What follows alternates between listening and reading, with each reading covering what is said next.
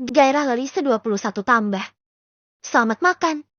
Ucap Larissa, sambil meletakkan piring berisi udang asam pedas kesukaanku. Masakan yang dibuatnya semua masih panas. Hingga aromanya menusuk hidungku. Membuatku ingin segera melahapnya. Wah, enak nih. Kamu kok tahu kalau aku lagi pengen makan ini? Tanyaku. Jujur saja, aku memang sedang ingin memakan menu ini. Karena terakhir aku memakannya sekitar sebulan lalu. Di saat Larissa secara tak sengaja membeli udang. Saat itu, pertama kalinya Larissa memasak menu udang asam pedas. Dia juga meniru resep dari internet. Tapi rasanya sungguh enak. Hingga aku menghabiskan semuanya tanpa sisa. Rakus sekali. Bukan? Hahaha. Dan malam ini Larissa membuatkan aku masakan ini lagi. Aku jadi tergiur sekali. Hingga membuat liurku hampir menetes. Larissa memasak banyak menu malam ini. Dia sibuk setelah syalat maghrib tadi, memasak di dapur demi aku. Inilah kenapa aku selalu merindukannya. Karena Larissa selalu memperhatikan isi perutku. Dia tak suka kalau aku telat makan atau semacamnya. Katanya jangan cari penyakit. Makan yang banyak ya. Aku sengaja masakin ini semua buat kamu. Aku kangen banget masakin kamu. Saat kamu gak ada, aku gak mau masak. Aku meyos banget. Larissa curhat. Meyos kenapa? Tanyaku. Ya meyos, buat apa aku masak? Kalau suami aku makannya di restoran cepat saji terus. Terus masakan aku gak ada yang makan. Jawabnya sembal.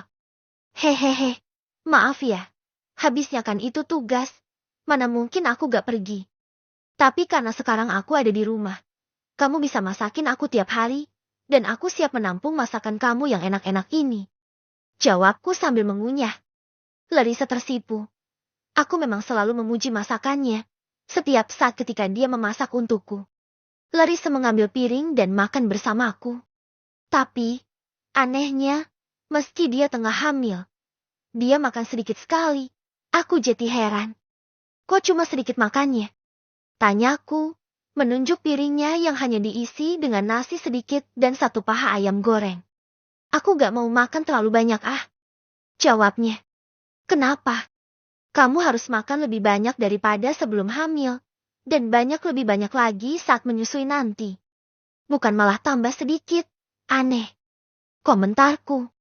Aku gak mau banyak makan. Soalnya takut gemuk. Kalau aku gemuk, nanti kamu malah berpaling hati. Apalagi di kantor pasti banyak cewek cantik yang singset dan langsing. Pasti kamu bakal jelalatan. Jawabnya ketus. What? Jadi, dia pikir jika dirinya gemuk aku akan berpaling pada wanita yang masih singset dan langsing. Konyol sekali, padahal aku ini tipe setia. Jika aku mau, aku bisa menjadikan salah satu karyawatiku sebagai selingkuhan di kantor. Tapi karena aku memang tak bisa, maka aku tak pernah melakukannya. Bagiku, kesetiaan adalah yang utama dalam sebuah hubungan. Dan aku akan selalu mempertahankan kesetiaanku hanya untuknya. Kamu pikir mukaku ini muka buaya darat? Muka playboy? Muka tukang selingkuh? Atau muka cowok red flag? Bisa-bisanya kamu mikir sejelek itu. Aku agak tersinggung dengan celotehannya tadi. Jangan seserius itu. Aku cuma bercanda kok. Aku tahu kamu setia. Larissa meralat ucapannya.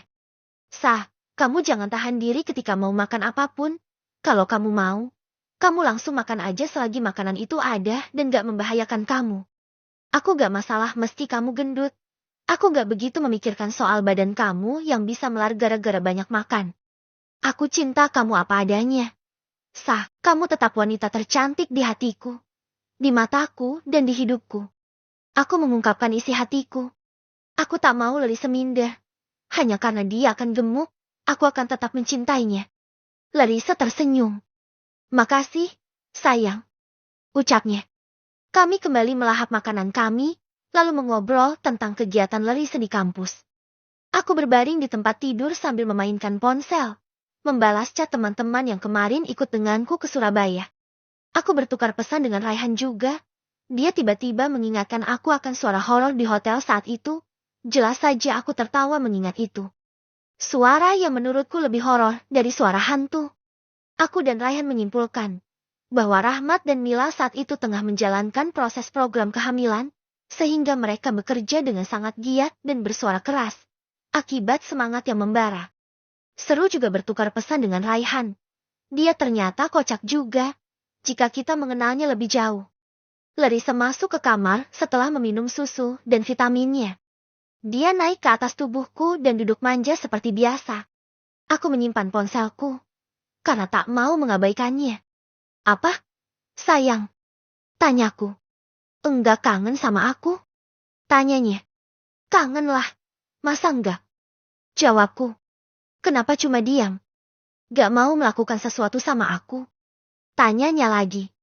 Sesuatu apa? Aku pura-pura bodoh dan tak mengerti maksudnya. Pura-pura deh. Larissa mencapit hidungku. Aku terkekeh. Larissa dengan nakalnya menyibak dress malamnya ke atas, hingga PAHA mulusnya terlihat jelas olehku. Kulitnya yang putih mulus dan halus itu membuatku berhasrat. Kalau gak mau ya udah, aku mau tidur.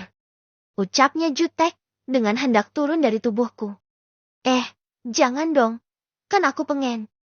Cegahku. Larissa tak jadi turun. Dia lalu memasukkan tangannya ke dalam kaosku dan mengelus-elus perut juga dadaku. Larissa mengangkat kaosku tinggi-tinggi hingga sedada.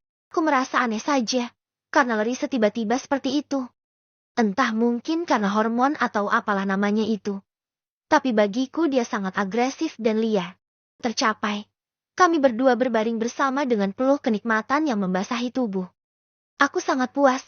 Larissa selalu memuaskanku dalam keadaan apapun, kecuali saat dirinya datang bulan. Tapi, aku jadi cemas jika Larissa melahirkan. Karena sudah pasti aku akan puasa selama 40 hari lamanya, sama seperti Fandi. Wah, bagaimana ya? Aku tak yakin akan sanggup.